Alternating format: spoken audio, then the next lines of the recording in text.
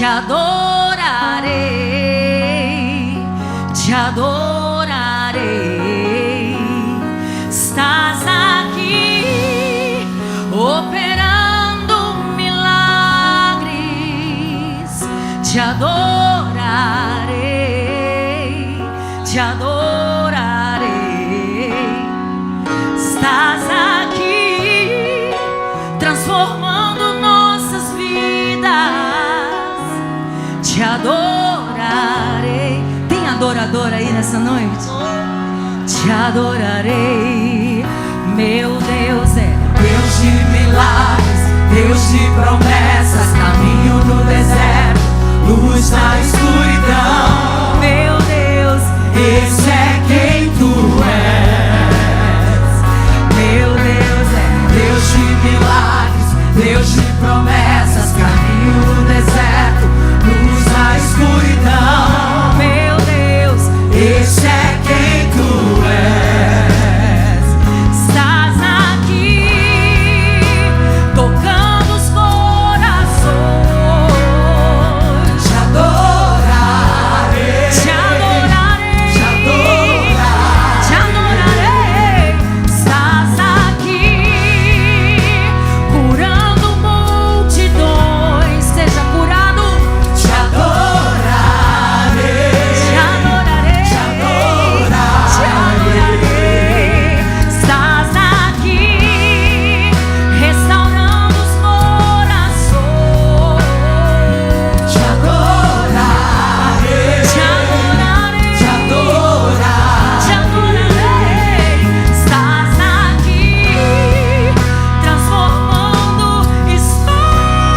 histórias. Te adorarei, Te adorarei, te adorarei. te adorarei. Meu Deus é Deus de milagres, Deus de promessas, caminho no deserto, luz na escuridão. meu Deus, Esse é quem tu és.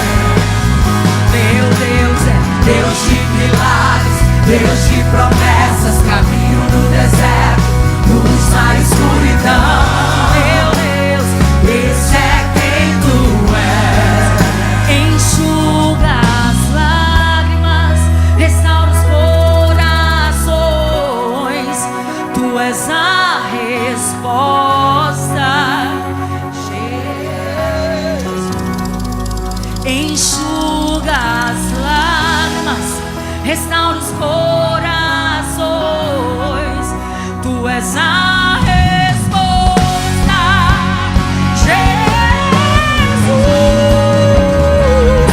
Meu Deus é Deus de milagres, Deus de promessas, caminho no deserto, luz na escuridão. Esse é quem tu és. meu Deus é Deus de milagres, Deus de promessas, caminho no deserto, luz na escuridão. Esse é quem tu és. meu Deus é Deus de milagres, Deus de promessas, caminho no deserto, luz na escuridão. meu Deus, meu Deus, meu Esse é Deus. quem tu és. Meu Deus é Deus de milagres, Deus de promessas, caminho no deserto, luz na escuridão. Esse é quem tu és. Deus de milagres, Deus de promessas, caminho no deserto, luz na escuridão. Esse é quem tu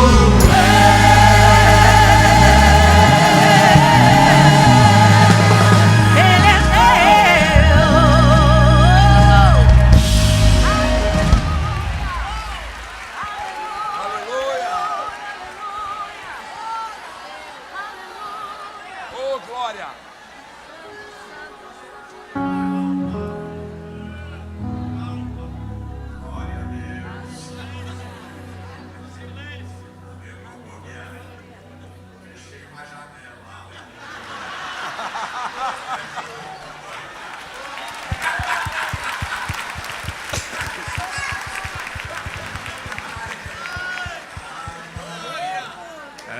mistérios. Já deu resultado a mensagem do irmão.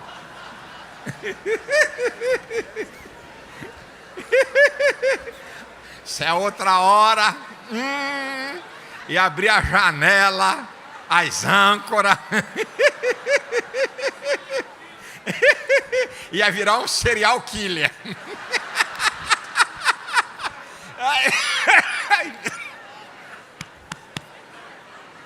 Ai, Jesus, ajuda nós. Meu filho, o negócio é mais sério do que tu pensa. Tu tá rindo, né? Glória a Deus. Só lembrando, porque a gente chega depois, a repetição é pedagógica para o aprendizado. Não é à toa que Paulo disse que eu não me canso de escrever as mesmas coisas, porque é segurança para vós. Então deixa eu repetir. Amanhã, feriado, nós vamos começar mais cedo. Evidente, termina mais cedo, para você ir embora mais cedo para a sua residência. Vamos começar às 16h30. Tá certo? 4h30 da tarde. Então, você venha, que eu tenho certeza, pastor Cote, ele vai estar falando aqui amanhã. Cote é um cara extraordinário, um ser humano incrível, um homem com uma experiência, doutor Augusto Cury, de lidar com pastores em alto nível de desgraça. Deus chamou esse cara. O quê? Isso não é janela, isso é portão. Ele trata a cara com portão, não é com janela, não. Então, pastor Cote é um cara extraordinário, com a experiência de cuidar de pessoas, de cuidar de pastores, e um cara, assim, diferenciado. Ele vai estar aqui amanhã, também ministrando. E na quinta-feira nós voltamos para o horário das 17h30. Também eu esqueci, me falaram, mas eu esqueci. Gente, você mande aí para o seu pessoal que qualquer um pode assistir a Slavec. É só, não precisa pagar. É só, você pode mandar até uma mensagem aí, se você quiser. Você pode mandar uma mensagem aí agora, que o pessoal pode fazer um cadastramento no gospelplay.com/Slavec. É só fazer um cadastro e está livre para assistir todas as reuniões. Você pode até mandar para o pessoal assistir agora o Dr. Augusto Cury. Manda aí no teu celular aí agora. Pode mandar. Pode mandar a mensagem aí. Pode mandar. Pode mandar. Pode mandar a mensagem. Você manda uma mensagem dizendo: assista a Slavec. Está aberto, é só se cadastrar. gospelplay.com. Tem na tela? Tinha que ter botado na tela aí. gospelplay.com/Slavec. Faz um cadastro, não paga nada, e aí pode assistir todas as palestras, porque quando a gente esgota a lotação aqui, não tem mais gente como entrar, então fica, a critério das pessoas poderem assistir e serem abençoadas. Claro que nunca é igual quem está aqui. Quem está de corpo presente, a interação é outra. Mas tem gente de outros estados aqui, inclusive, de cidades distantes, que vai ser uma bênção para que as pessoas possam, então, assistir. Ok? Só mandar lá, gospelplay.com/Slavec. Tá bom? Deixa eu dizer para vocês, a minha experiência com música gospel, música evangélica, essa coisa toda. Eu um dia fui na Assembleia de Deus de Bom Sucesso e estava o Nani, O Nani estava cantando. Eu fui pregar lá no Jaime e estava o Nani cantando, Bendito serei, Aí eu virei para o pastor Jaime e falei: quem é esse cara que está cantando aqui? Não é esse aí, é dele? É dele. Certo? É dele. Aí eu falei: mas ele tem CD? Ele fez aí fez um vídeo, um CD, mas ainda não conseguiu botar e tal. Aí eu vi o cara cantando, eu falei: esse cara tem graça de Deus. Aí eu falei para ele, no púlpito, quando eu subi, eu disse: olha, se você quiser gravar pela Central Gospel, eu vou gravar.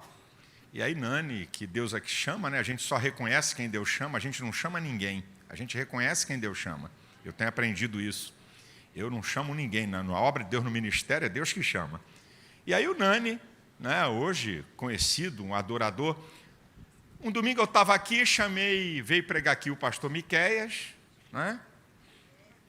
Aí antes dele pregar, me disseram, porque eu nunca tinha visto a irmã Kézia, a esposa, louvar a Deus. Está dizendo, não, ela canta, ela tem uma graça para louvar a Deus e tal. Aí eu falei, põe ela para cantar primeiro, antes desse santo servo do Senhor pregar. Aí ela ali no piano, né, cantou um hino lindo, um hino lindo, inspirador. Aí eu falei, já gravou? Porque hoje mudou, já não é mais CD, né? Hoje é plataforma digital. Então não tem mais, acabou o negócio de CD. Falei, quer? Se quiser eu gravo vocês e boto na plataforma. Aí ele, o esposo e ela concordaram. Eu quero convidar para você cantar o hino aqui.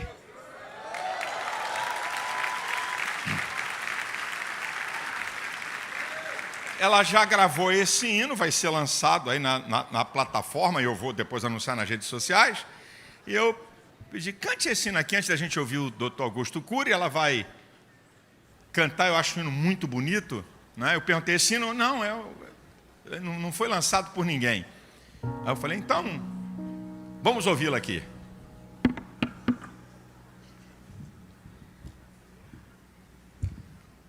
A Deus a honra, a glória e o louvor para todos sempre. Eu agradeço a Deus pelo privilégio e a honra de estar aqui num evento tão importante que é a Slavec. E agradeço ao pastor Silas Malafaia, pastor Elisete, que foram usados por Deus. Você pode olhar para o teu irmão e dizer, você está do lado de uma voz profética. Eu louvo a Deus por isso. A Ele a honra. Então por isso se levante, porque tem gente do teu lado que você nem sabe, esperando ver uma reação.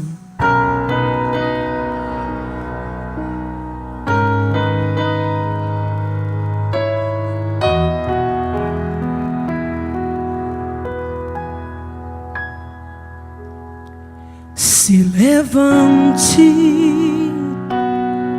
porque tem gente ao teu lado, tu não sabes, esperando ver tua reação.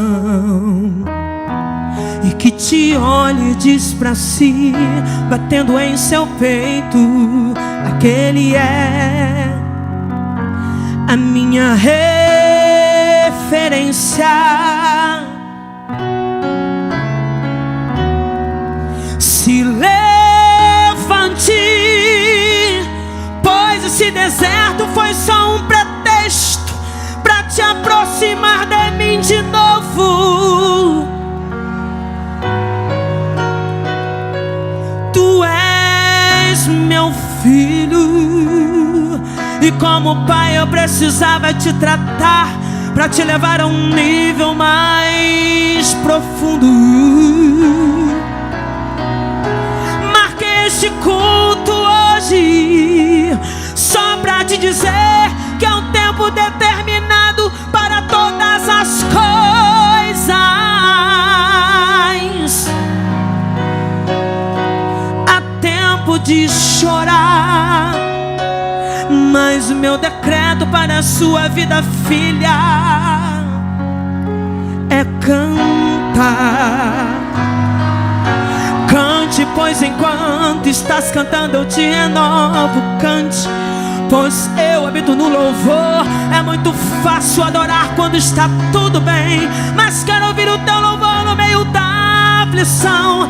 Canta, pois os céus estão se abrindo, está descendo uma nova unção. Solta o seu grito para celebrar esse novo ciclo de vitória.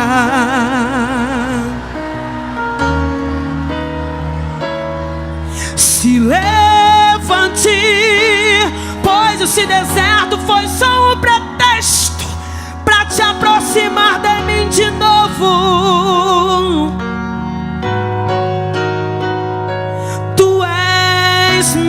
filha.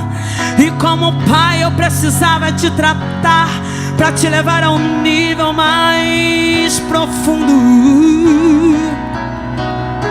Marquei este culto hoje só para te dizer que há um tempo para todas as coisas.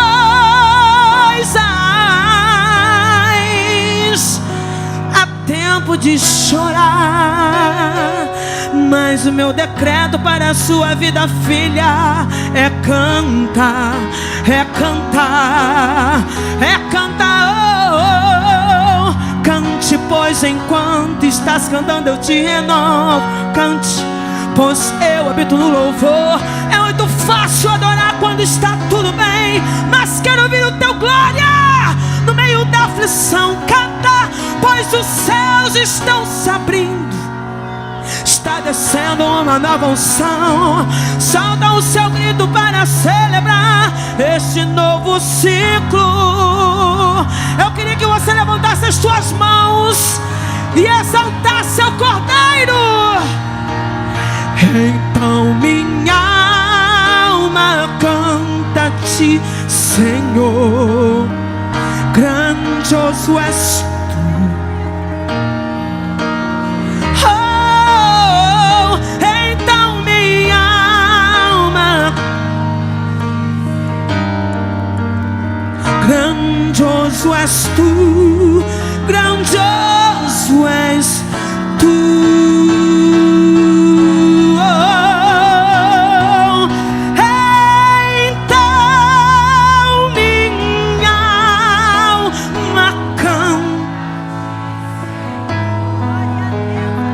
Grandioso és tu, grandioso. Oh, então minha alma canta. Oh, grandioso és tu, grandioso és tu. Oh,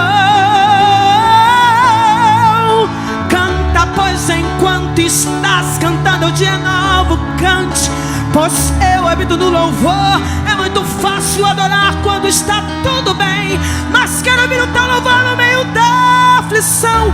Canta, pois os céus estão se abrindo, está descendo uma nova unção. Solta o teu glória para adorar.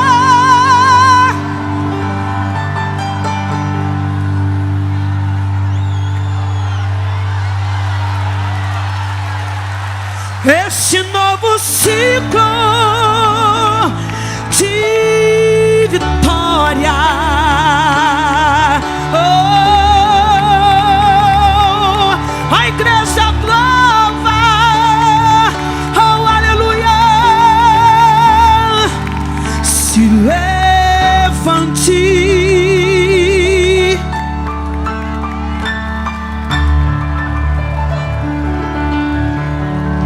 Aleluia.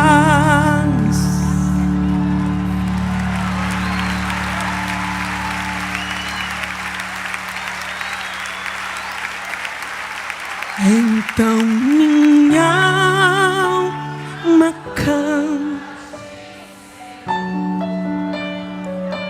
grandioso.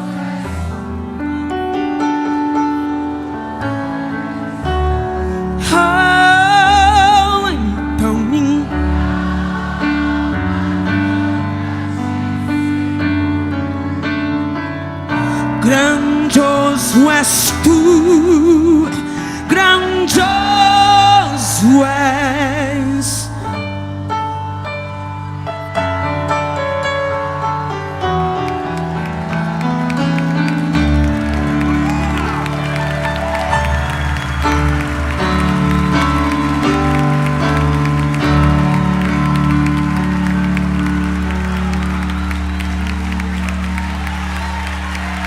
A Deus a glória!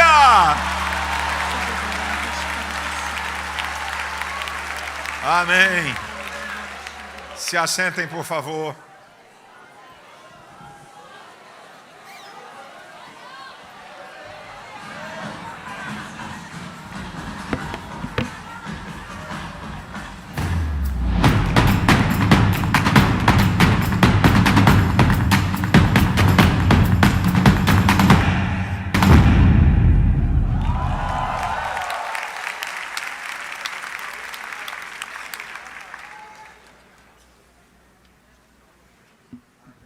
Vamos continuar então, meus queridos alunos.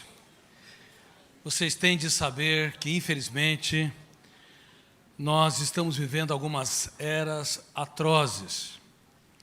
E eu tenho denunciado essas eras nos mais diversos países em que eu sou publicado.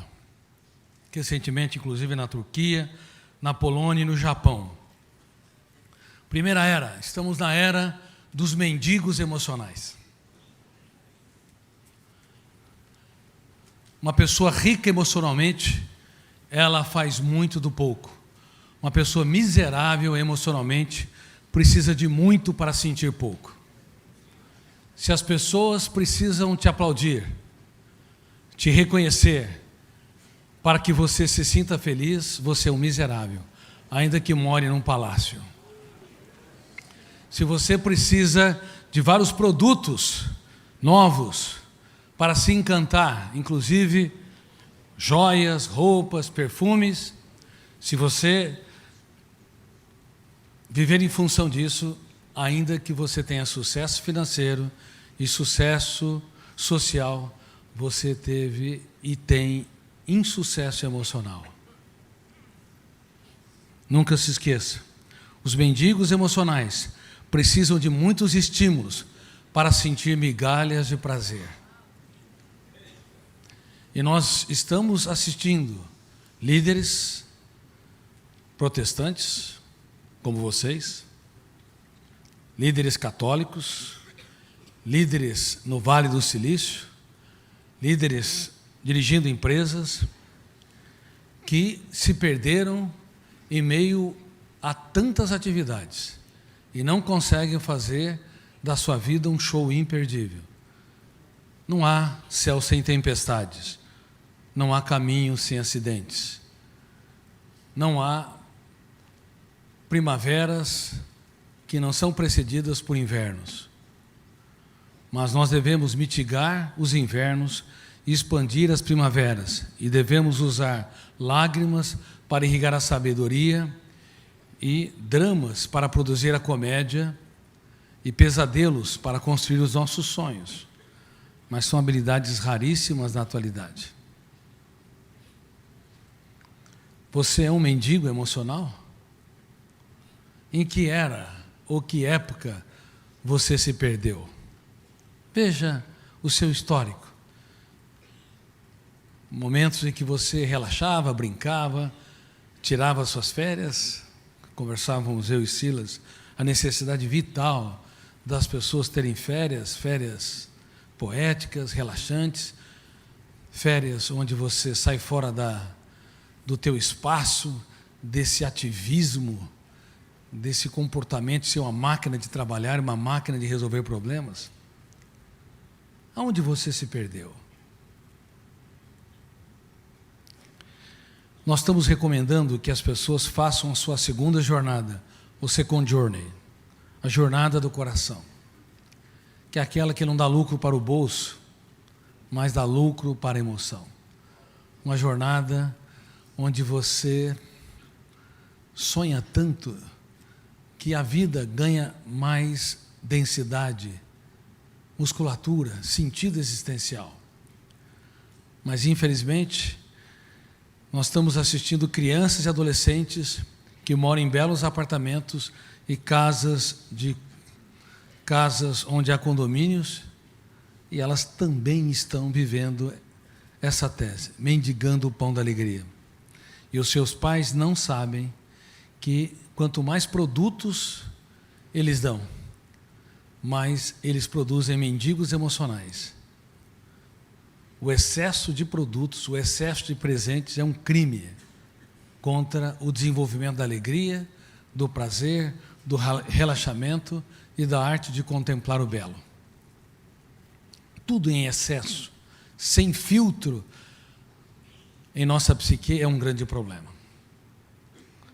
Um dos maiores mendigos emocionais de todos os tempos foi o rei Salomão. Era um homem que começou corretamente. Na sua adolescência, era um sábio, fazia muito do pouco, era apaixonado pelas pessoas e pela sua sociedade, mas se perdeu no poder e não entendeu aquilo que eu disse na minha primeira parte do meu treinamento. O sucesso é mais difícil que ser trabalhado que o fracasso. E muitas pessoas não conseguem perceber o drama que o rei Salomão viveu. E ele foi criticado severamente pelo mestre dos mestres da emoção. Certa vez, multidões o seguiam apaixonado, e ele olhava para um foco, e todo mundo queria ver o que ele via, mas as pessoas não enxergavam. Não enxergavam como às vezes não enxergam até hoje. Todas as religiões falharam e não estudaram a mente dele com as suas ferramentas de gestão da emoção, e as universidades foram tímidas, omissas e até infantis, de também não ter estudado o seu psiquismo e as ferramentas para formar pensadores e mentes brilhantes. Por isso ele não faz parte dos currículos acadêmicos até hoje. Bom, ele continuava observando o seu foco, e os seus alunos, os seus discípulos queriam enxergar, mas não enxergavam, e a multidão extasiada esperava mais um grande estímulo. E de repente, ele olhou atenta e embevecidamente, ele contemplou o belo. Contemplar o belo é você olhar, reitero, atenta e embevecidamente, é você se encantar, se surpreender. E ele falou: olhai os lírios dos campos, vejam como eles são tão belos. E eu me perguntava: que homem é este, que no auge da fama tinha tempo para as flores? Você tem tempo para as flores? Talvez não tenha tempo nem para os seus filhos, para dialogar com eles sobre as aventuras, as peripécias. Não fale que nós temos tempo para as flores. Muitos têm jardins nos seus condomínios, mas quem desfruta das flores são os seus jardineiros. Não falam que tem o tempo para os lírios, não digam. Nós estamos mais doentes do que imaginamos nessa sociedade moderna. Olhai os lírios dos campos, vejam como são tão belos. Muitos aqui não perguntam para sua parceira ou seu parceiro, para sua namorada ou namorado: o que eu posso fazer para te tornar mais feliz?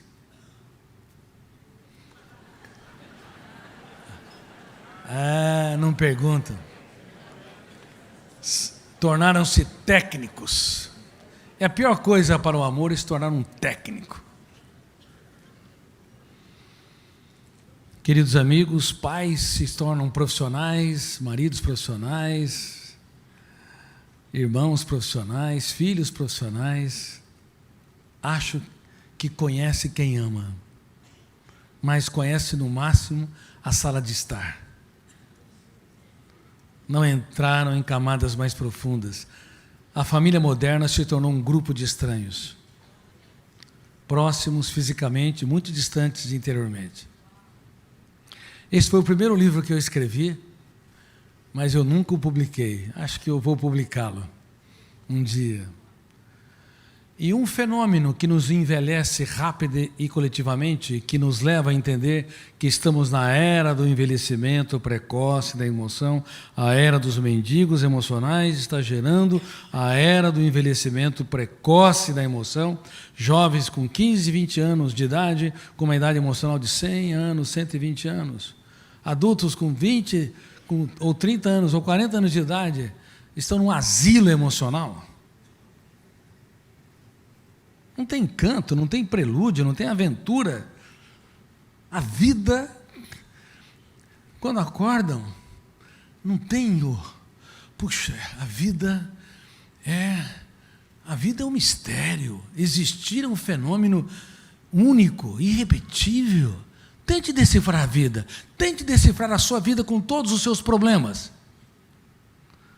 com todas as falhas, dificuldades, mas com todos os seus sonhos e desejos, com todos os seus pensamentos. Decifre a vida. A vida para você é mais importante que todo o ouro do mundo. É mais importante do que o universo. Quando você sofre, a única dor que você realmente consegue sentir é a sua. O mundo todo, o universo todo sofre. Quando você não dorme, o universo todo está insone. Sabe por quê? Porque, ao contrário do que as pessoas pensam, o pensamento não é real, ele é virtual. Você só compreende o outro a partir de si mesmo. Se você não se esvazia de si, você nunca vai entender o outro ou a outra. Você julga, grita, você se exaspera com você. Parece que é com o outro ou com a outra, mas no fundo é com você. Lembre-se que eu disse, não foi estudado o processo de construção de pensamentos? Gatilho, janela. Se a janela for errada, killer, o volume de tensão fecha o circuito através da âncora. E quarto fenômeno, alto fluxo, lei e relé, retroalimentando discussão, retroalimentando timidez, insegurança, impulsividade. Não foi estudado também, como ele disse, os tipos de pensamentos, dialético e antidialético. Por isso nós intoxicamos os nossos alunos e as pessoas que lideramos com o pior dos pensamentos, e não com o pensamento multiangular, multifocal, antidialético ou imaginário. Também não foi estudada a natureza dos pensamentos. Pensamento é real ou virtual? Quando ele briga com ela briga com ele, é real a briga ou é virtual?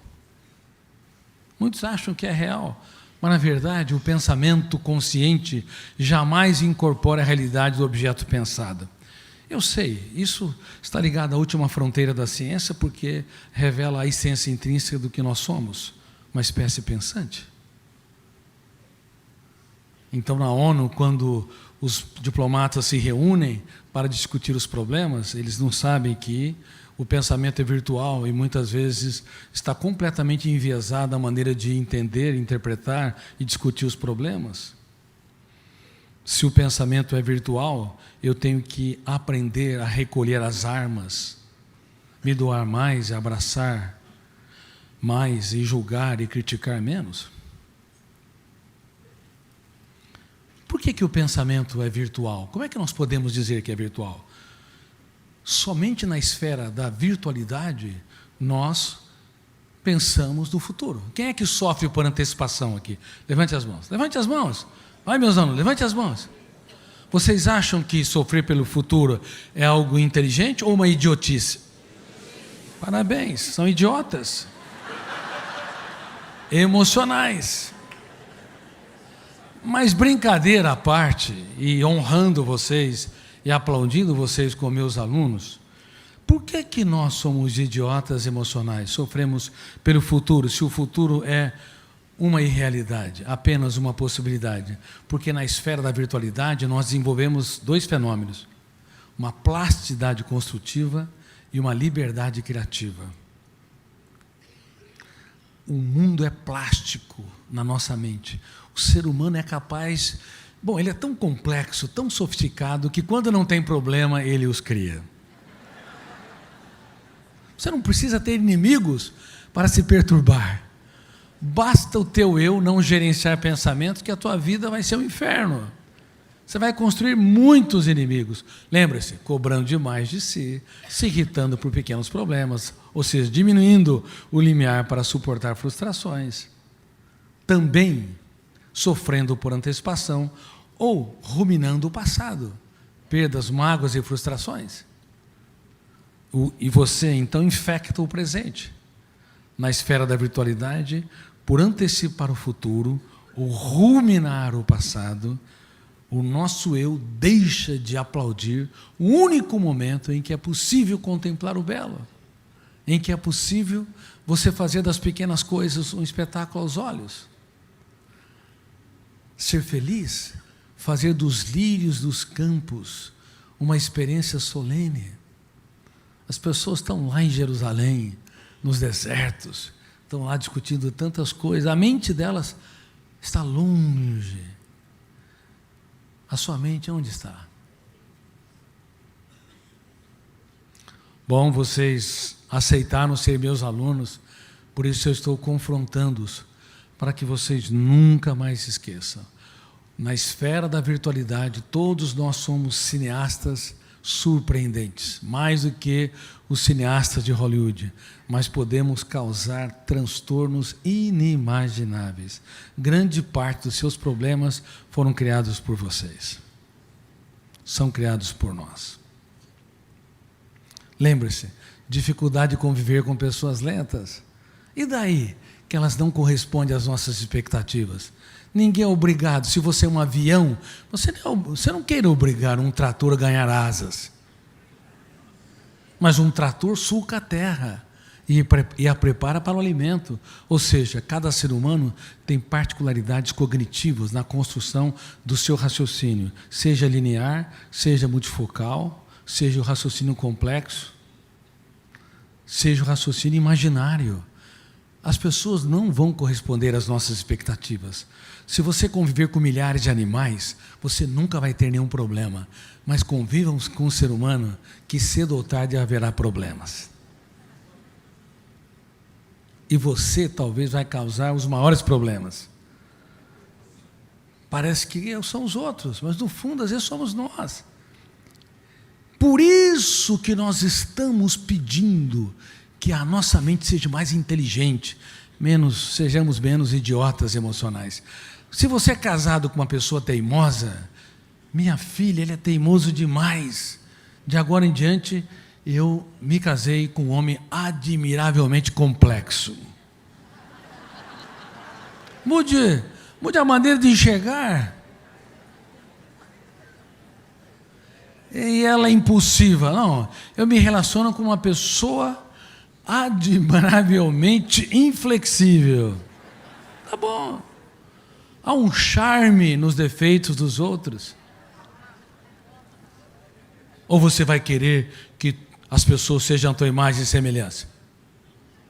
Sinceramente, nós queremos. As pessoas são mais deuses do que humanas. Mesmo no cristianismo, são mais deuses que humanas. No budismo, no islamismo, o ser humano tem tendência a ser Deus. Não entende que o pensamento é virtual, que eu devo aprender a criticar minhas ideias, porque está enviesado a minha capacidade de interpretar. Número 1, pelo meu estado emocional. Se eu estou alegre ou depressivo, se eu estou motivado ou desmotivado, angustiado, se eu estou ansioso ou tranquilo, eu abro determinadas janelas no exato momento em que eu vou construir raciocínios. Dependendo das janelas que eu abro, a interpretação vai ser enviesada. Então, como estou determina a maneira como eu raciocino, interpreto e julgo. Número 2, o que sou, como todos os dias, o biógrafo inconsciente do cérebro acrescenta mais e mais janelas, mais e mais experiências, mais e mais pensamentos. Todos os dias você não é mais o mesmo. Você sofre micromudanças, ainda que seja uma pessoa teimosa, difícil e complicada. Todo ser humano passa por pequenas mudanças ao longo da vida. Então, como eu estou, meu estado emocional, e o que sou, meu estado intelectual, ou as matrizes da minha personalidade, interferem no processo de interpretação. E que mais? Aonde eu estou? Aonde eu estou é muito importante. O ambiente social. Se você está num ambiente acolhedor, as pessoas torcem por você, não são seus desafetos, elas são generosas, então você tem muito mais liberdade de dissecar as suas ideias. Mas se você está num ambiente opressor, desafiador, pessoas excessivamente críticas, isso pode detonar o gatilho, abrir grupo de janelas que você não esperava. E isso compromete a maneira de você expor as suas ideias, de você interpretar os estímulos, reagir aos eventos. Então, onde estou, como estou, o que sou, interfere na interpretação, expressando que a verdade é um fim inatingível. E evidenciando que nós temos que aprender a dilatar as réguas para julgar os outros. É muito mais feliz uma pessoa quanto mais tolerante ela é. É muito mais feliz, muito mais tranquila, muito mais saudável uma pessoa que dá descontos.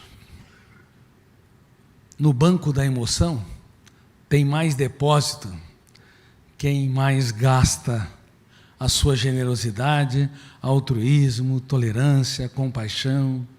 Quem leva a vida a ferro e fogo está sempre em débito com o seu cérebro. Aumenta o índice GEI, gasto de energia emocional inútil.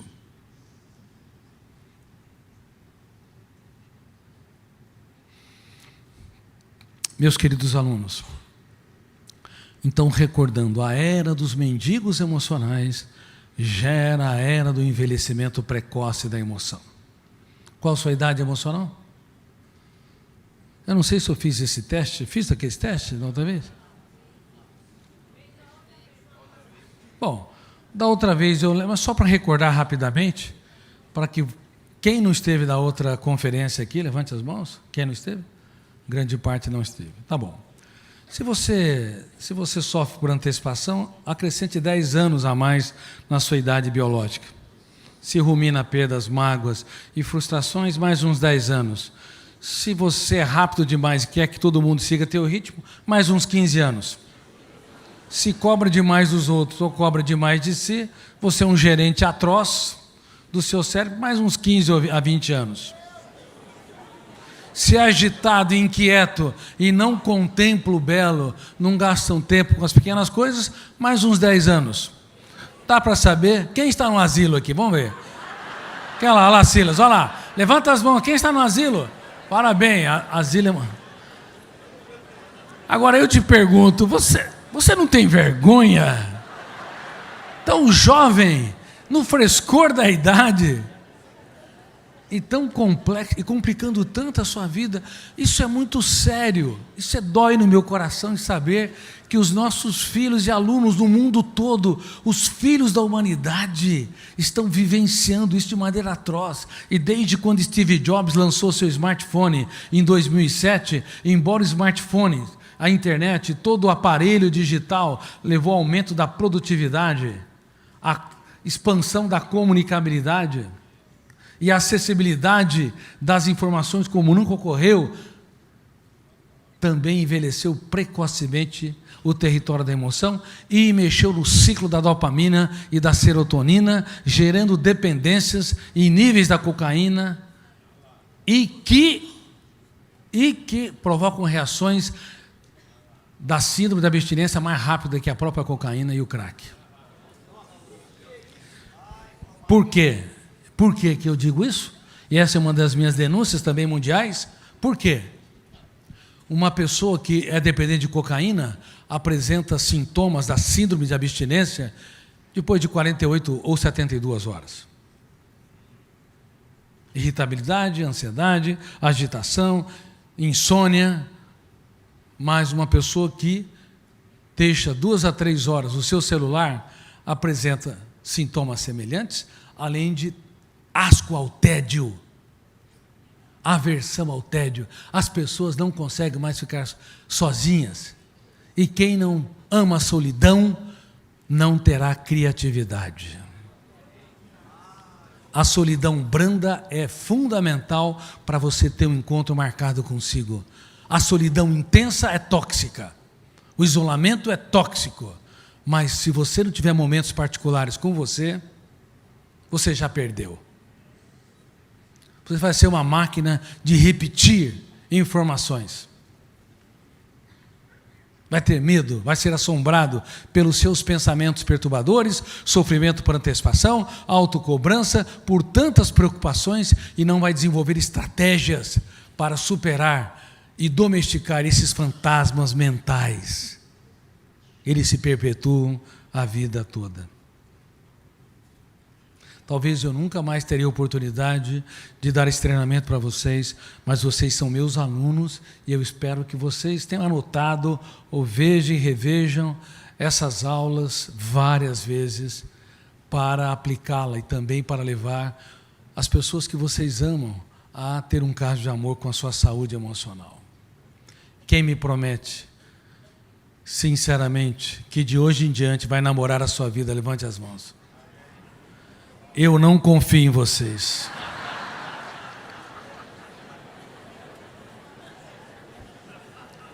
Não confio, porque não funciona. Lembre-se que eu disse, o inferno emocional está cheio de pessoas bem intencionadas, muito bem intencionadas. Na prática, vocês vão perceber como a vida é um rolo compressor e vocês vão esquecer do que eu lhes disse. Não é autossugestão, é treinamento educacional.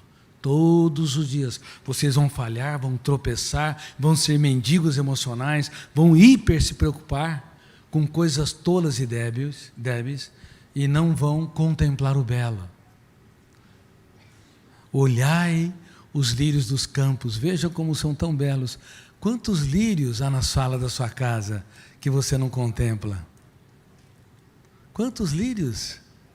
Quantas coisas belas. Talvez muitos aqui nunca penetraram em camadas mais profundas do seu próprio pai ou mãe. Perguntaram sobre as aventuras, os momentos mais cálidos, os pontos de mutação, as curvas mais difíceis. Vocês conhecem as manias, comportamentos erráticos, as idiosincrasias dos outros, mas não conhecem camadas mais profundas, talvez nem do seu próprio ser. Você quer ver um exemplo? Sejam honestos e honestas aqui com meus alunos. Quem é que tem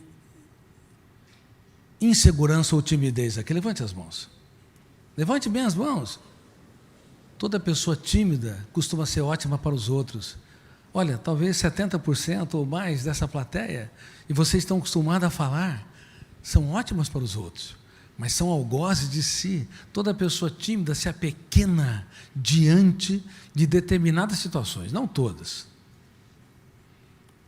Falam, expressam ideias com um custo emocional alto, às vezes da taquicardia, aumento da ventilação pulmonar, sentido como dispneia.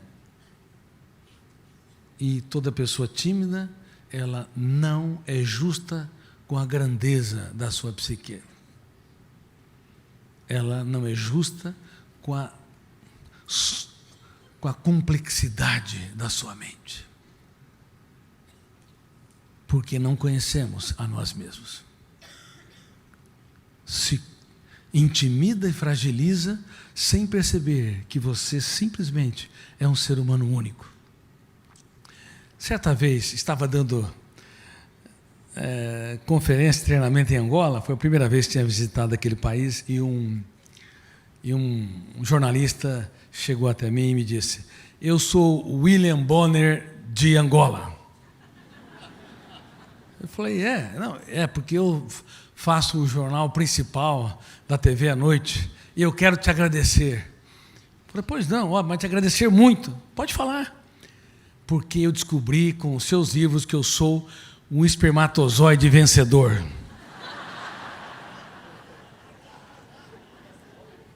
E tem livros que eu digo mesmo que tinha 40 milhões de concorrentes na nossa cola.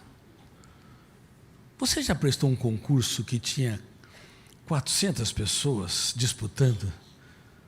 40 milhões. Você acha que se outro espermatozoide tivesse fecundado o óvulo, seria você? Não seria. Com todas as nossas características, nós já nascemos lutando desesperadamente pela vida. Se, sob o ângulo genético, há uma força incrível, por que as pessoas estão desistindo da vida hoje? Porque é uma explosão de suicídios na atualidade. A cada 40 segundos, uma pessoa morre pelas próprias mãos. A cada 4 segundos, alguém tem atitudes suicidas, e a cada 1 segundo alguém pensa em suicídio, pelo menos, no teatro da humanidade. A cada 10 tentativas, infelizmente, uma ocorre. Por que, na era da indústria do lazer, as pessoas estão indo contra dezenas de trilhões de células que clamam pelo direito à vida. A mesma célula que lutou na origem da vida, lá, quando os nossos pais iniciaram o processo, se amaram. Essa mesma garra está em cada célula. Nenhuma célula está preparada para morrer. Por isso, quando a vida está em risco, o cérebro entra num estado de alerta máximo. Mas por que, embora geneticamente existe um clamor pela vida, as pessoas estão desistindo de viver? Pastores estão se suicidando, vários. Padres estão se suicidando. Filósofos, também psiquiatras, juízes. Nós aumentamos em mais de 100% o índice de suicídio entre crianças e pré-adolescentes de 10 a 14 anos nos últimos 3 anos. Na era da indústria do lazer, essa era é a mais poderosa de todos os tempos. Em termos de produção de entretenimento, é 100 vezes mais poderosa que qualquer época de ouro. Pense no Coliseu, construído por Tito sob a égide de Vespasiano. Ainda que havia atrocidades, lá era uma indústria do lazer da época. Havia pão e circo, havia divertimento. Pense nas Olimpíadas gregas, nos teatros gregos. Nessa era, toda criança e adolescente, por mais pobre que seja, e nem por ser pobre, não é um ser humano único e repetitivo. Pelo contrário, é uma estrela viva, é um filho da humanidade. Tem um valor indizível. Mas também pessoas que fisicamente, financeiramente, estão sem recursos, estão também asfixiando a sua emoção. Porque embora tenha acesso ao rádio, embora tenha acesso ao esporte, pelo menos pela TV, embora tenha acesso à música, não estão treinando o seu eu para contemplar o belo, não estão treinando o seu eu para impugnar, discordar e confrontar pensamentos perturbadores.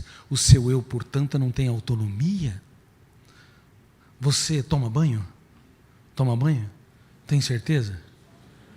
Quem toma 2 banhos por dia aqui? Levante as mãos. 3 banhos por dia. Não vou perguntar 4, que talvez você tenha toque, transtorno obsessivo compulsivo. Eu já tive pacientes que tomavam 40 banhos por dia.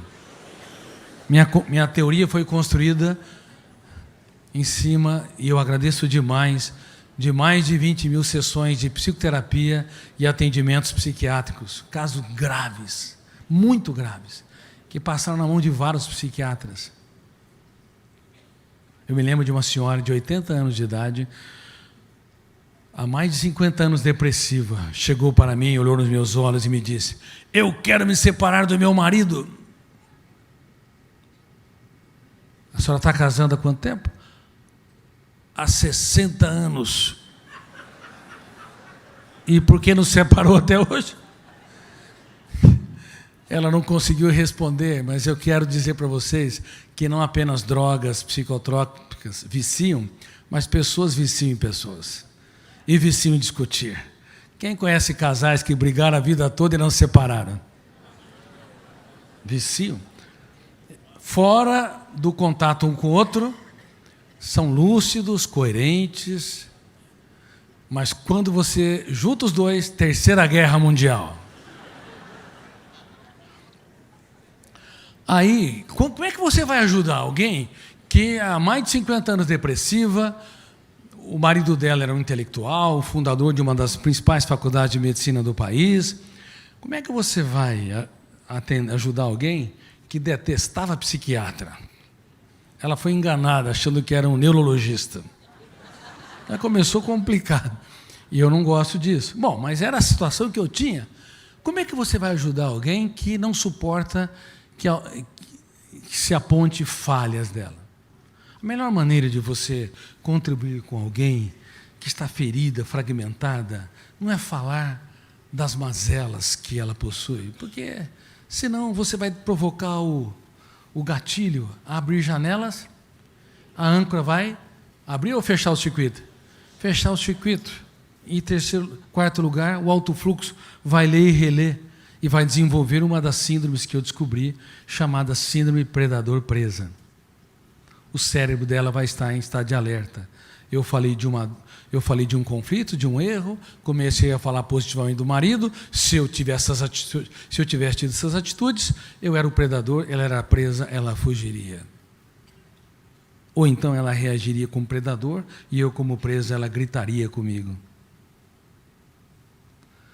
Eu comecei, portanto, mudando a estratégia. Eu queria saber sobre as aventuras daquela mulher. Eu queria saber sobre os projetos de vida, os sonhos soterrados, aquele ser humano incrível, inteligente, que ninguém suportava mais. E quanto mais eu contemplava o belo, a considerava um ser humano único no teatro da existência, mais o gatilho abria janelas. Killers ou Light? Light. Então, nas primeiras sessões, aquela mulher não acreditou que alguém a valorizou como ser humano. E ela, na segunda sessão, já veio com o cabelinho todo arrumado. Na terceira sessão, veio com roupa mais arrumada e começamos a debater, a discutir uma série de coisas. Aí, então, após criar uma plataforma de janelas lights nos solos do inconsciente, eu poderia falar sobre os problemas. E comecei a falar, e comecei a levá-la a ter consciência crítica, e comecei a levá-la a perceber que o seu marido, ele não era um monstro que ela desenhou, podia ter seus defeitos, mas também tinha suas qualidades, senão ela não teria vivido décadas com ele. O resultado foi que depois de 3 a 4 meses, um período tão breve, ela deu um salto tão grande. Eu não fiz muito, eu só irriguei o eu dela para desenvolver a autonomia, a capacidade de escolha, e ela escolheu olhar para o marido e para a vida com um olhar diferente. E ela começou a elogiá-lo, e ele começou a se enamorar dela, e ele estava combalido, mais de 80 anos de idade, imagina. E eles começaram a dançar na sala de casa como 2 adolescentes. E eu escrevi uma mensagem, mais ou menos assim, que eles colocaram num quadro. Parabéns, vocês escreveram os capítulos mais nobres da sua história, nos momentos mais difíceis de suas vidas. Vocês se tornaram poetas da vida. Talvez nunca escreveram poesias, mas viveram uma vida com uma poesia. Muito obrigado por existirem.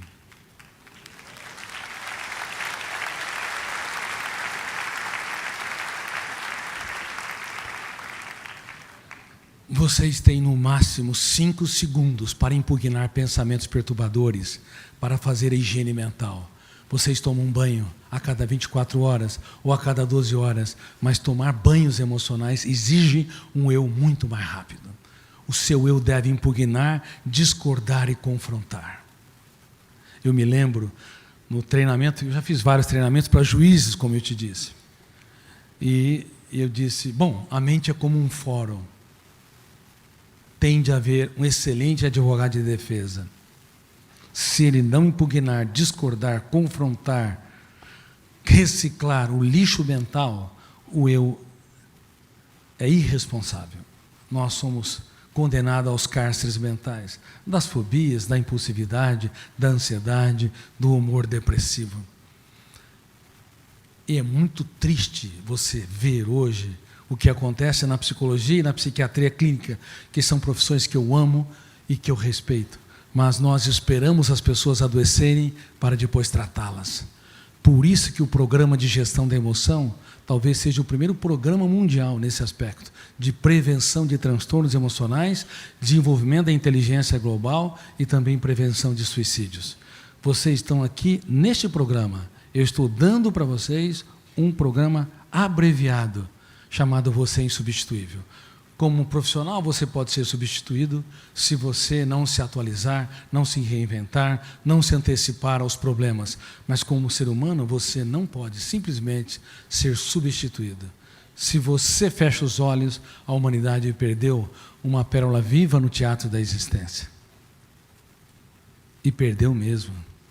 Porque se estudar a sua mente com toda a sua complexidade, com todas as suas preocupações, você é único. Contemplar o belo é muito importante. Bom, agora eu volto ao que eu estava ensinando para vocês. Salomão deixou de contemplar as pessoas num nível nobilíssimo, inteligentíssimo, surpreendente. O sujeito teve 1000 sogras.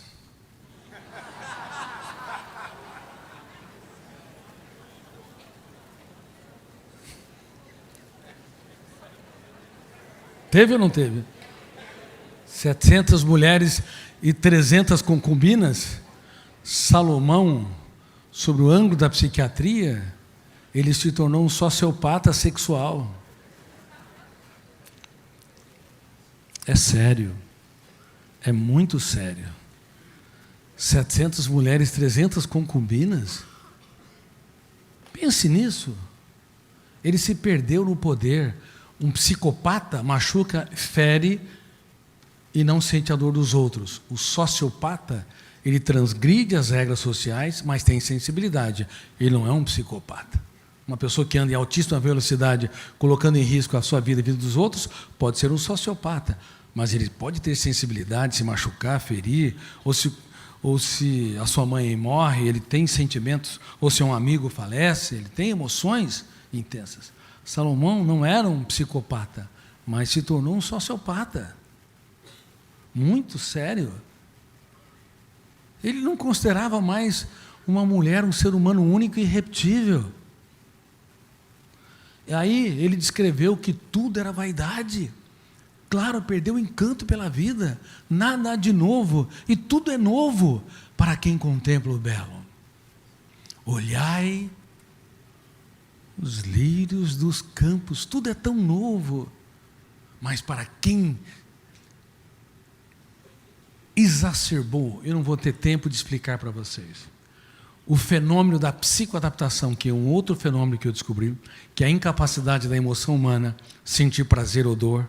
Você compra um carro, depois, um carro, por exemplo, de último tipo, depois de um mês você entra no banheiro, como entra no carro, porque perdeu o encanto.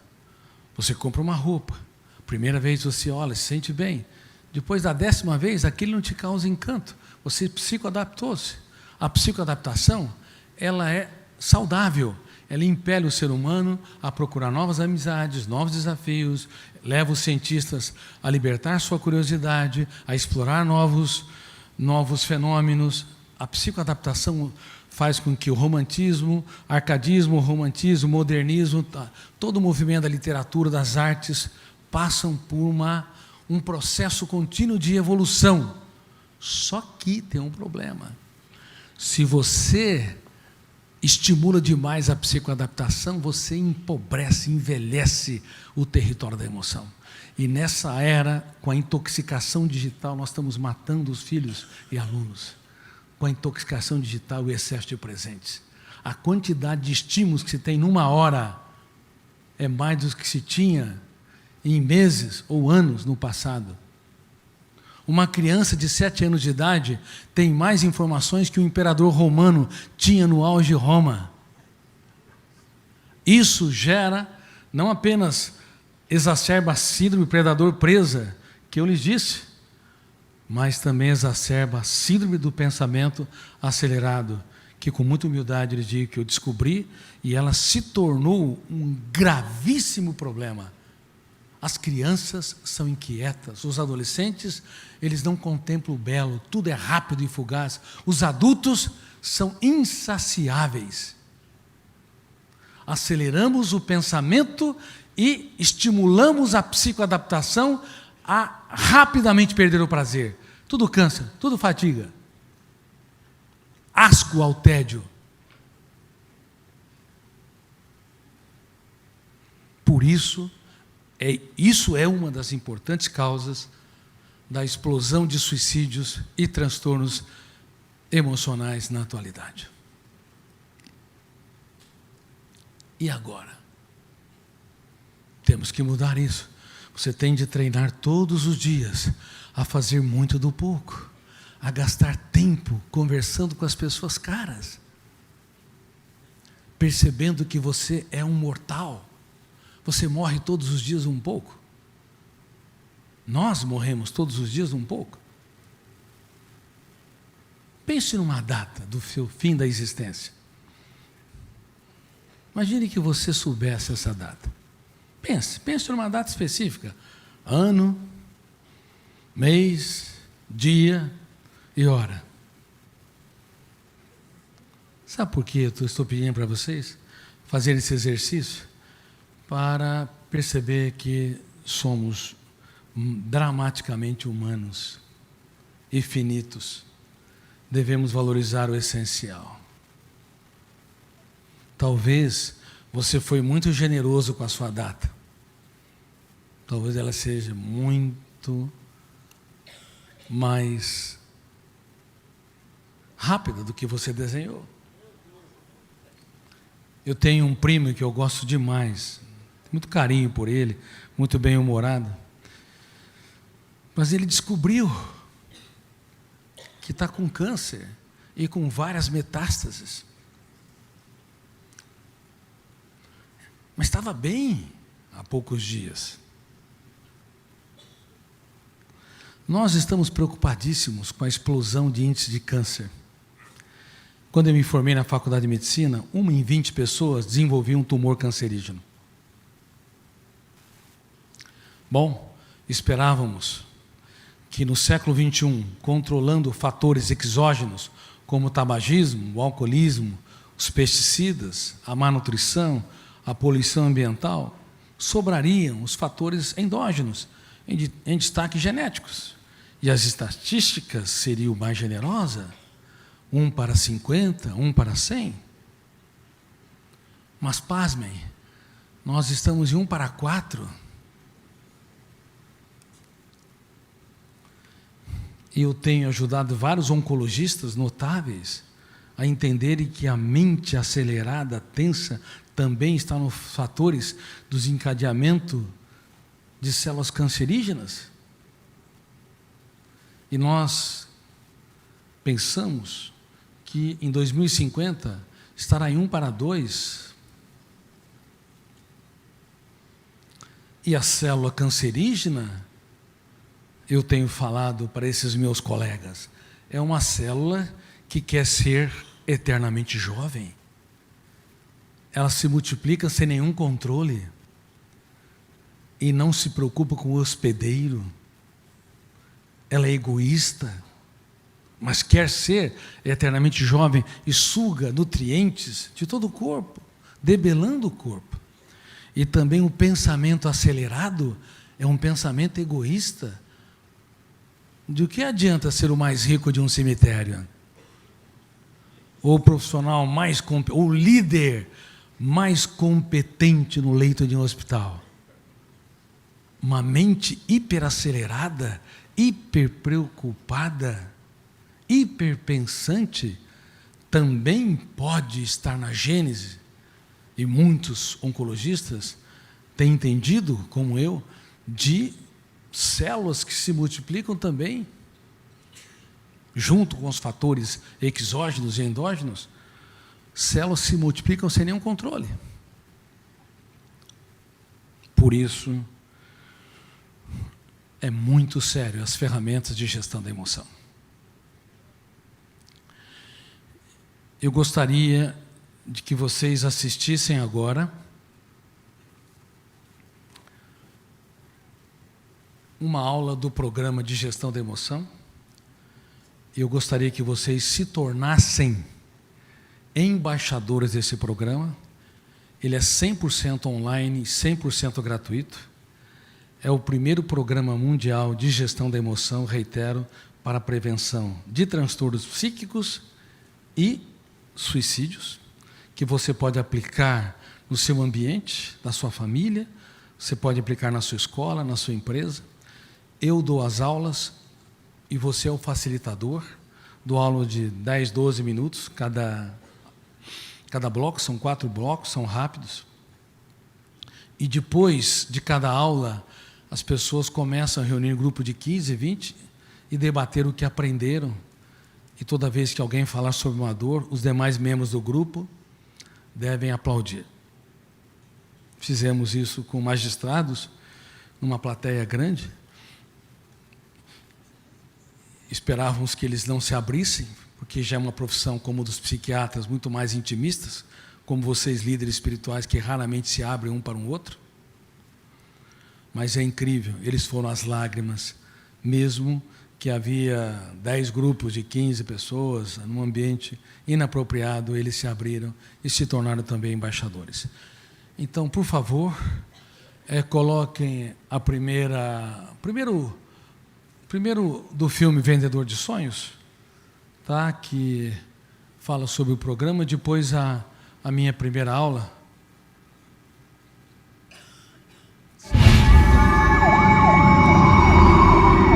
Respirem fundo, imagine que você estivesse só aqui, só você, nesse anfiteatro.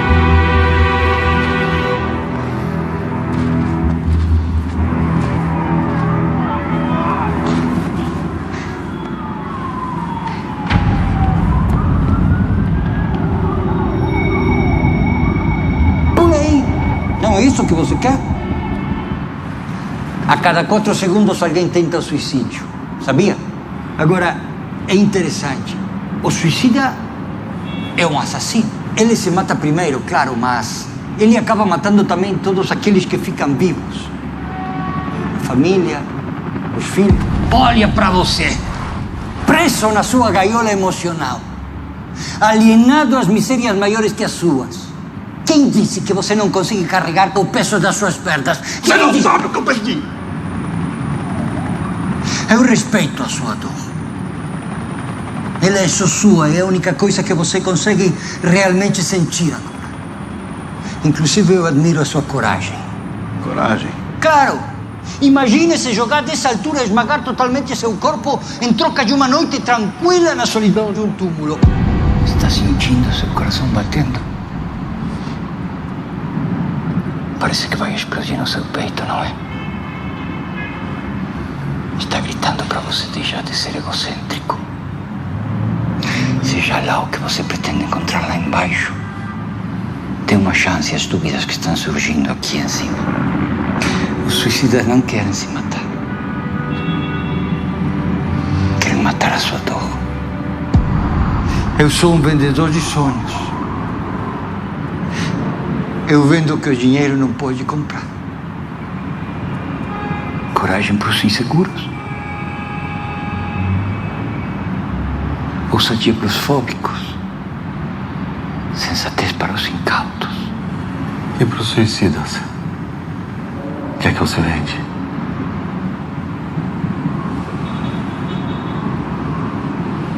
Uma vírgula.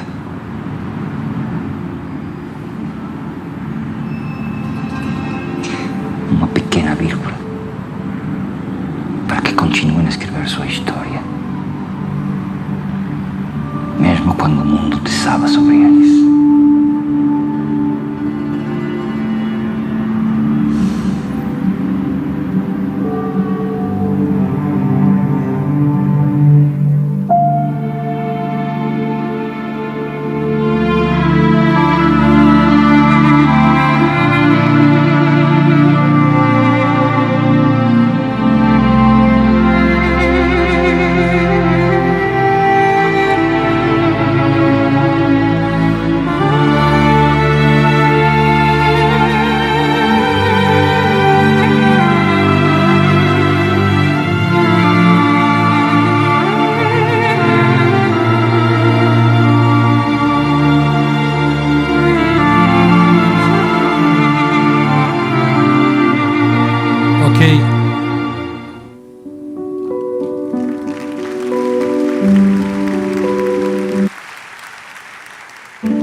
Agora vem a primeira aula e eu vou interrompê-la a certa altura, tá? Por causa do tempo.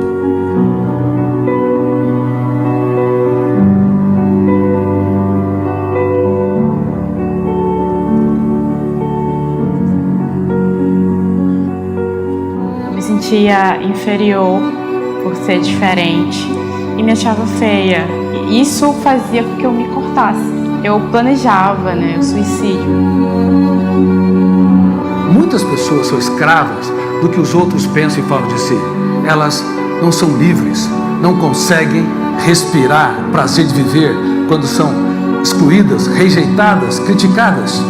Eu já não lia, eu não escutava mais músicas, eu já não saía praticamente de casa. E aí foi na onde que eu também desenvolvi depressão.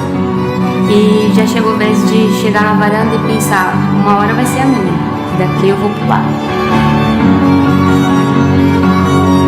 Não tinha mais alegria de ver minhas filhas brincando, não tinha mais alegria na minha esposa. E aí começava a vir pensamentos de autodestruição. Na verdade, quem pensa em morrer, pensa porque está vivo. E todo pensamento é uma homenagem à vida.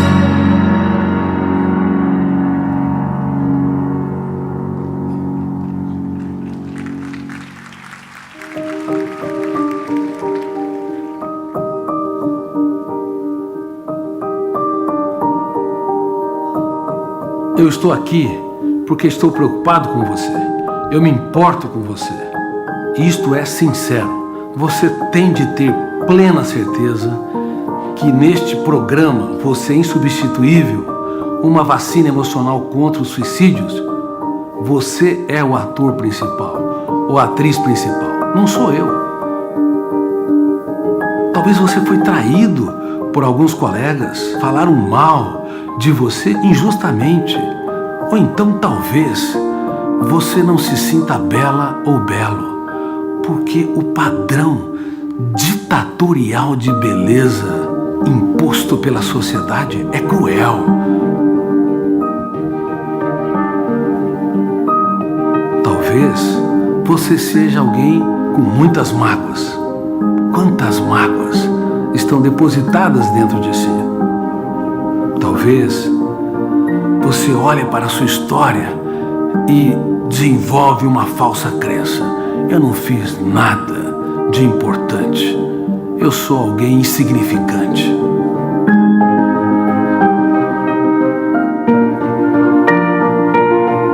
Este projeto foi construído para levar você a transformar os dias mais tristes da sua história nos capítulos mais importantes da sua vida.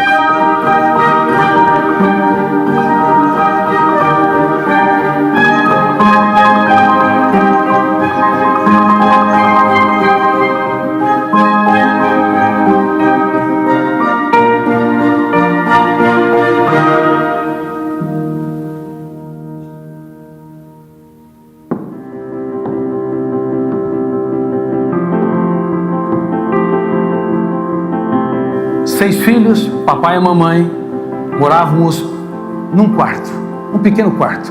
Mas a pobreza, nem de longe, foi um grande problema. Pelo contrário, me estimulou a socializar, a me reinventar. Mas quando eu fui para a escola, os problemas começaram. Havia um garoto que todos os dias quase batia na minha cabeça e eu ia chorando para casa. A escola, que deveria ser um oásis para que eu pudesse aprender, se tornou um canteiro de estresse. A humilhação, a rejeição, hoje nós chamamos isso de bullying. Naquela época, não tinha esse nome, mas a dor era tão cálida e penetrante como hoje. No ensino médio, eu era a segunda nota da classe, de baixo para cima. Vivia desconcentrado, pensando em muitas coisas em outro planeta. Meus colegas diziam que eu só tinha um caderno e nada escrito. E eu me arrisquei a dizer, eu quero ser um médico e um cientista. Silêncio geral. Depois vieram os deboches. E eu comecei a estudar 12 horas por dia, porque eu queria transformar o deboche em crescimento, lágrimas em sabedoria, crises em ganho. E entrei na faculdade de medicina. Mas quando estava no segundo ano, para o terceiro ano, mais uma crise importantíssima. Eu desenvolvi um quadro depressivo. Perdi o prazer de viver, eu era hipersensível, pequenos problemas tinham um impacto muito grande, eu não conseguia gerenciar os meus pensamentos perturbadores, eu não conseguia me encantar com a vida. O que você faz quando dentro de você experimenta um terremoto emocional? Desiste de viver? Se entrega? o ideal é nós procurarmos um profissional de saúde mental, como um psiquiatra e um psicólogo. Mas naquela época, procurar um profissional era um vexame, uma vergonha. E infelizmente eu não procurei. Mas eu procurei algo que me ajudou muito. O mais importante endereço, o endereço que poucos encontram ao longo do traçado da sua história. Um endereço dentro de mim mesmo. Eu comecei a me perguntar: quem sou? O que sou? Por que não consigo controlar meus pensamentos perturbadores? Por que sofro por antecipação? Por que minha emoção é terra de ninguém? Uma rejeição, uma crítica, uma exclusão invade-me e me infecta. E eu escrevia todas as perguntas e procurava as respostas. E ali, a minha dor se tornou a minha mestra. Há um tesouro dentro de você que você não imagina. Há ferramentas incríveis que você pode usar para escrever os capítulos mais notáveis da sua história, mesmo quando o mundo desaba sobre você. Alguns editores me consideram o médico psiquiatra mais lido na atualidade em todo o mundo. Mas o que muitos não sabem, que eu sou um dos seres humanos que mais chorou. Não são os aplausos que eu recebo que sustentam a minha história. São as lágrimas que eu chorei, as rejeições que eu tive, são as perdas que eu sofri. Não tenha medo quando você estiver no deserto. Não tenha medo quando as pessoas te vaiarem, te excluírem e te criticarem. Não tenha medo do caminho, tenha medo sim de não caminhar.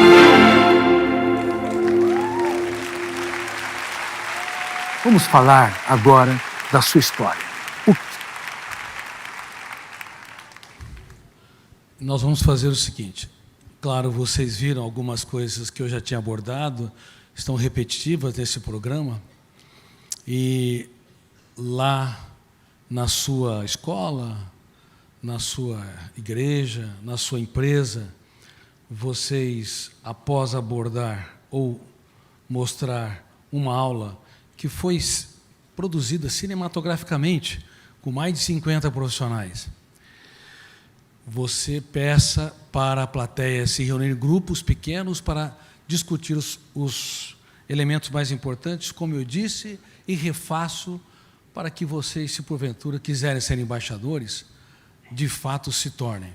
Hoje a Associação de Juízes do Brasil é embaixadora oficial, a Polícia Federal é minha embaixadora oficial, o Supremo Tribunal de Justiça é embaixador oficial, o TCU também embaixador oficial, várias instituições, porque o índice de pessoas com depressão e outros transtornos psíquicos e com risco a suicídio é mais alto do que se imagina.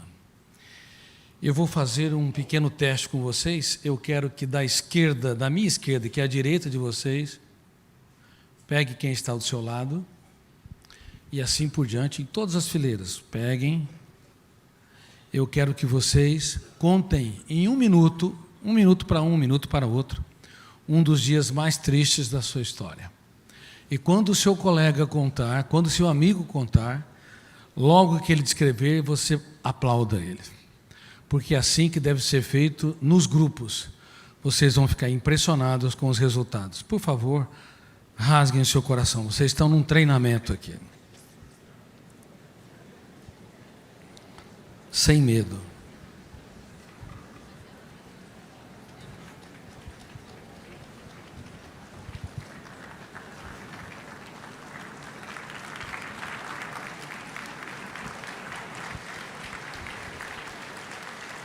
Aplauda quando ele terminar de contar.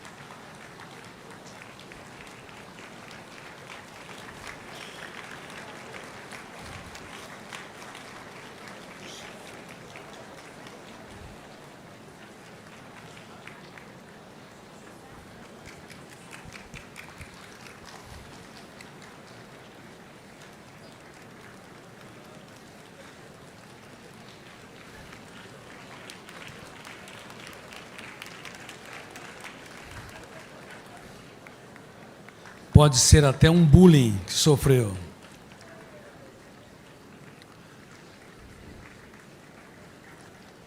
Quem conseguiu contar aqui, levante as mãos. Olha quanta gente. Quase todos. Aplaudam, por favor.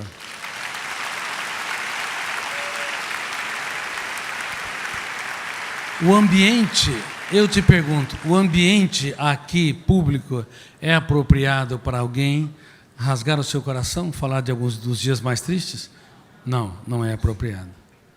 E se nesse ambiente completamente inapropriado, vocês conseguiram, não imaginam o que vai acontecer nos ambientes mais calmos, tranquilos e mais intimistas.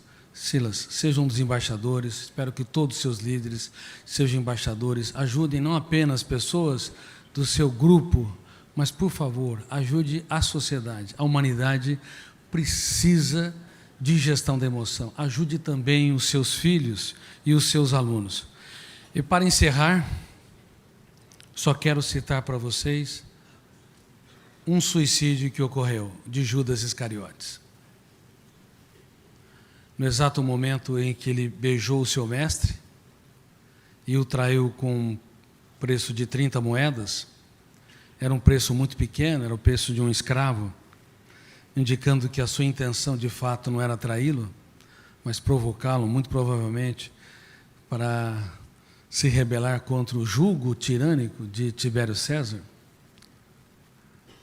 Bom, a traição gera uma janela killer duplo P. Quem nos trai? Os amigos ou os inimigos? Só as pessoas caras que podem dar um golpe de traição. Os desafetos apenas nos frustram, decepcionam.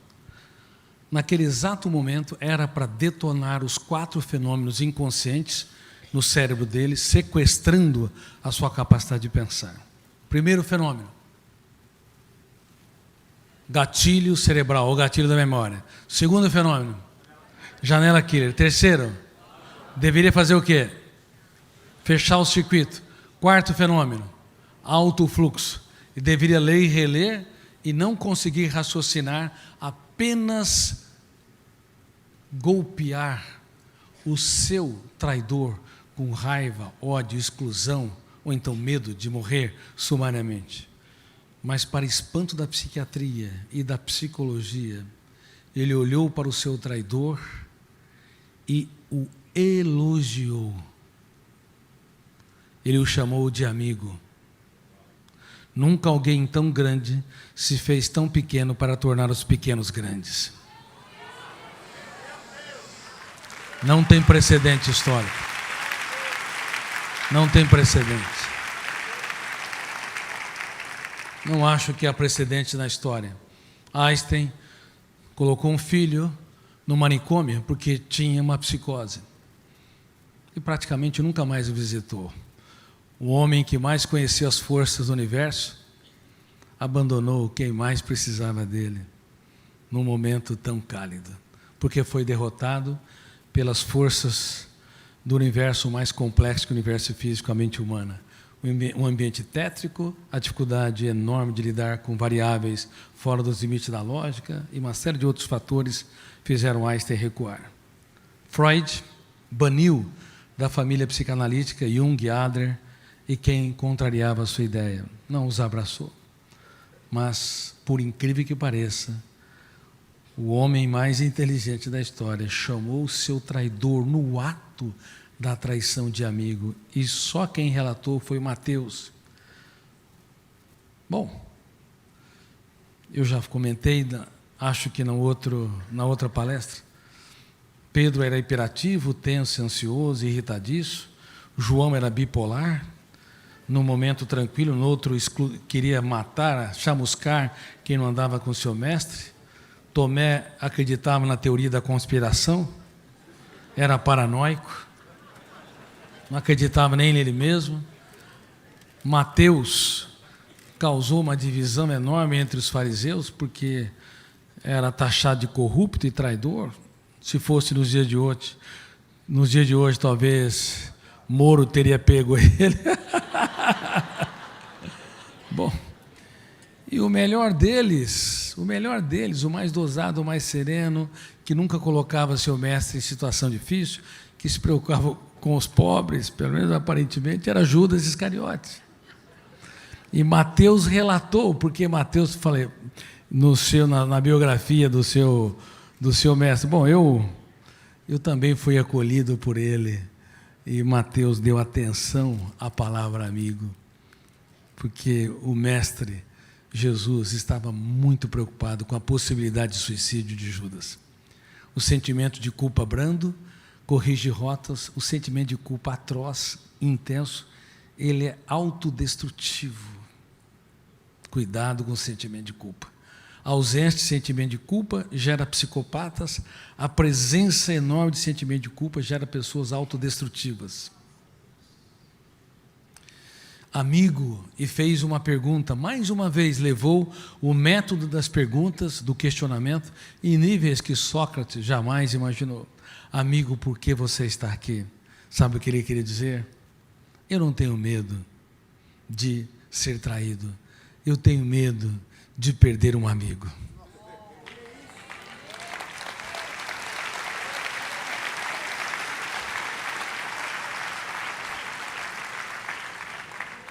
Pela quantidade de sintomas psíquicos e psicossomáticos que vocês estão apresentando, eu também tenho medo de perdê-los. Por favor, tenha um caso de amor com a sua saúde emocional e resgate as pessoas caras que vocês deixaram pelo caminho. Vale a pena viver a vida, mesmo quando o mundo desaba sobre nós.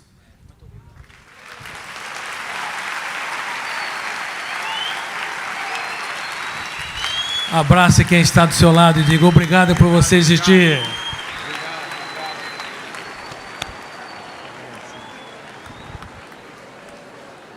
Que é isso?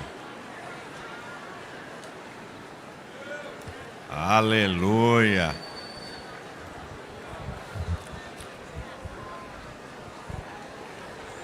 Olha aí, gente.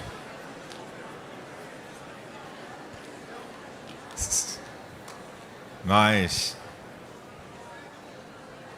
vamos na paz. Uma das partes que eu mais gostei foi sobre o celular.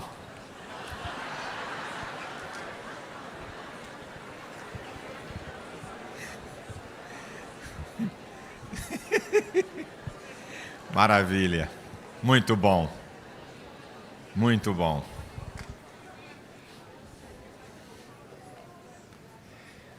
Como eu digo sempre, e a gente muitas vezes não observa, eu falo muitas vezes isso, que Deus trata o ser humano como um ser psicológico, biológico, sociológico e espiritual.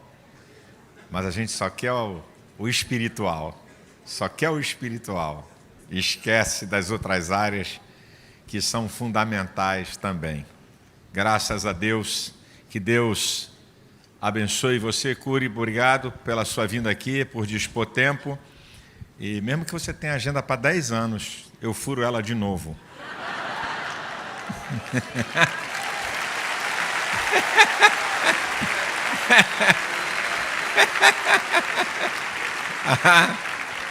Pode fazer para 10 anos que eu furo a tua agenda.